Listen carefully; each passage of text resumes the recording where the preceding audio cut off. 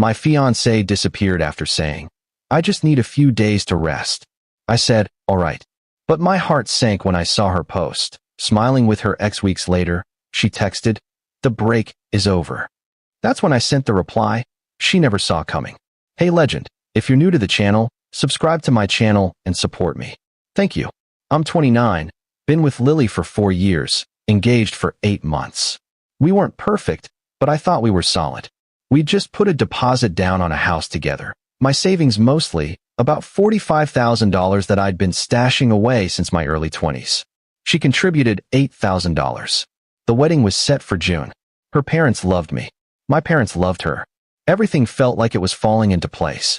Then 3 weeks ago, she came home from work looking exhausted. I was making dinner, just pasta, nothing fancy. She dropped her bag by the door and said, "I need to talk to you." Those words always mean something bad, right? My stomach dropped. "I'm so tired," she said. "Work has been insane, wedding planning is stressing me out, and I just feel like I can't breathe. I need a few days to myself, just to reset." I stirred the pasta, trying to keep my voice level. "What do you mean, a few days? Like maybe I'll stay at my sister's place. Or get an Airbnb. I just need some space to think and rest. No pressure, no expectations.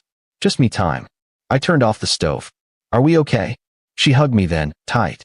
"Of course. I love you. I just need this, okay? I'll text you every day.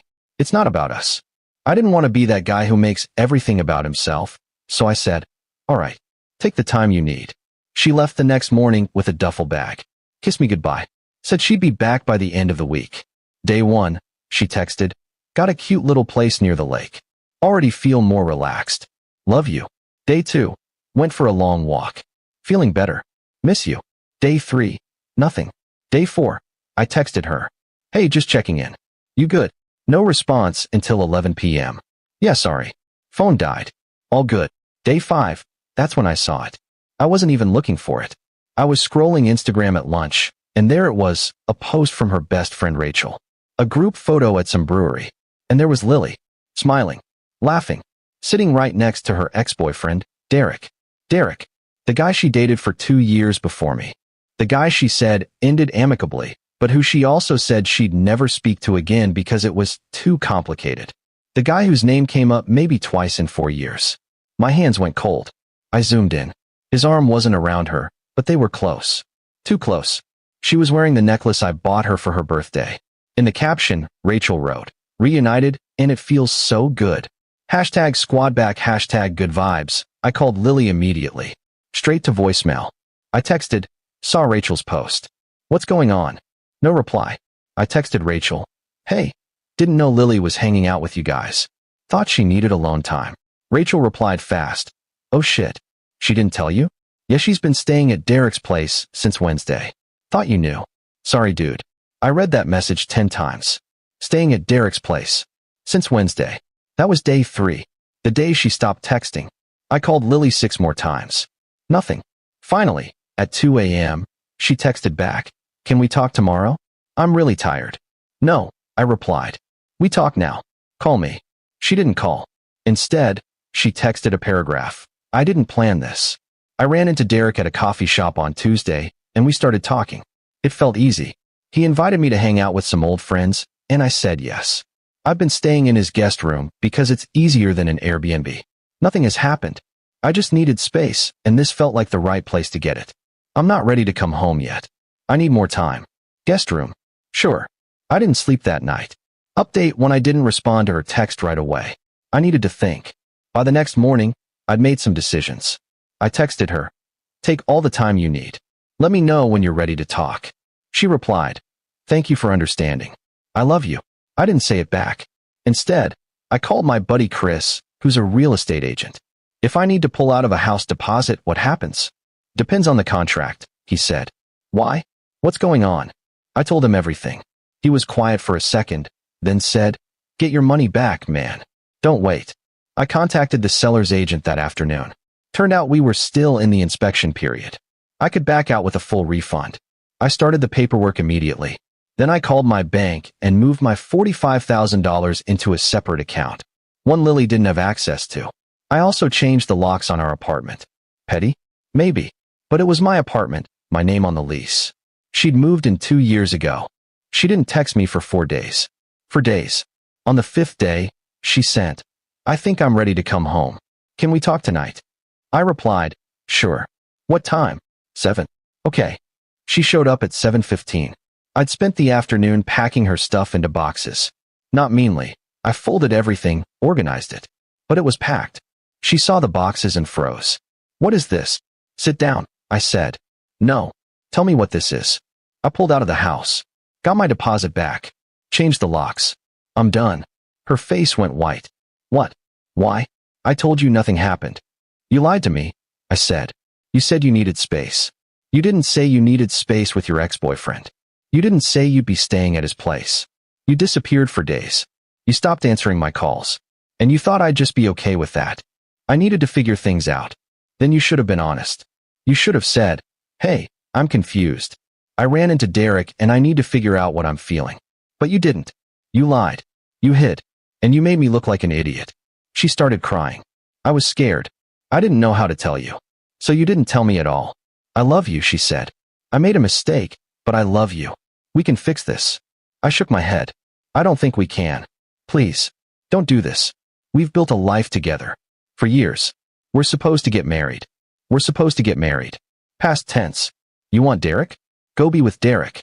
But I'm not waiting around while you figure it out." She grabbed my arm. "I don't want Derek. I want you." "Then why were you at his place for a week?" She didn't answer. "That's what I thought," I said. "Your stuff is packed. You can get it tomorrow." She left sobbing. I felt nothing. Just numb. Update 2 days later, Lily's sister Monica called me. Monica and I always got along. She was a bridesmaid. "I need to tell you something," Monica said. "And Lily's going to kill me, but you deserve to know." "Okay." She slept with him. With Derek. She told me last night. She said it happened once, the second night she was there, and she regretted it immediately. But she did it. I closed my eyes. I'd suspected, but hearing it confirmed felt like a punch. "Why are you telling me this?" I asked. "Because she's planning to lie to you. She's going to beg for you back and pretend nothing physical happened. I can't let her do that to you. You're a good person. You didn't deserve this." "Thanks, Monica." "I'm sorry," she said. For what it's worth, I told her she's an idiot. Lily texted me that evening. "Can we please meet? I need to explain everything. I owe you that." I agreed to meet at a neutral place, a park near our apartment. She showed up looking like she hadn't slept. "Good. I'm so sorry," she started. "I know I hurt you. But I need you to understand, I was confused. Derek and I have history, and seeing him brought up old feelings. But they're not real. They're just nostalgia. You're my future. You're the one I want to marry. Did you sleep with him?" I asked. She hesitated. Just for a second. But I saw it. "No," she said. "I swear. Nothing physical happened." I laughed. Actually laughed. "Your sister already told me the truth." Her face crumbled. "She what?" "She told me you slept with him. So you can stop lying now." "It was a mistake," she said quickly. "It didn't mean anything. I regretted it the second it happened." Stop," I said. "Just stop. I don't care about your excuses. You cheated. You lied. And you were going to keep lying. We're done. Please don't do this. I'll do anything. Therapy. I'll cut Derek off completely. I already moved on," I said. "Emotionally, I'm done. This conversation is just a formality." She stared at me. "You're really going to throw away 4 years because of one mistake?" "No," I said. "You threw away 4 years. I'm just accepting it." I left her sitting there. Update 3 weeks later, Lily texted me. "The break is over. I've had time to think, and I'm ready to work on us. Can I come home?" I stared at that message for a full minute. The audacity. The sheer fucking audacity. I replied, "You don't have a home here anymore. I'm seeing someone else." That last part was a lie, but I wanted her to feel what I felt. She called me immediately. I didn't answer. She called 12 more times. I blocked her. Then Derek called me. I almost didn't answer, but curiosity got the better of me. "Hey man," he said. "I just want to apologize. I didn't know you guys were engaged when she showed up. She made it sound like you were on a break." "We weren't on a break," I said. "She lied to you too." "Yeah, I'm realizing that now. She's been trying to move in with me, and I told her no. I don't want that kind of drama. Just wanted you to know I'm not trying to steal your girl or anything. She's not my girl anymore," I said. "You can have her if you want." "Nah, man. I'm good." I hung up feeling oddly satisfied. Final update, it's been 2 months now. Lily moved back in with her parents. I heard through Monica that she's been trying to get back together with Derek, but he's not interested. Apparently, she burned that bridge pretty fast. I got my $45,000 back from the house deposit. I'm looking at places on my own now. Smaller, but mine. Her friends have been reaching out, trying to defend her. She made a mistake. Everyone deserves a second chance. I blocked most of them. The ones who knew what she was doing and didn't tell me, they can fuck right off. Monica still texts me occasionally. She apologized for her sister about 100 times. I told her it's not her fault.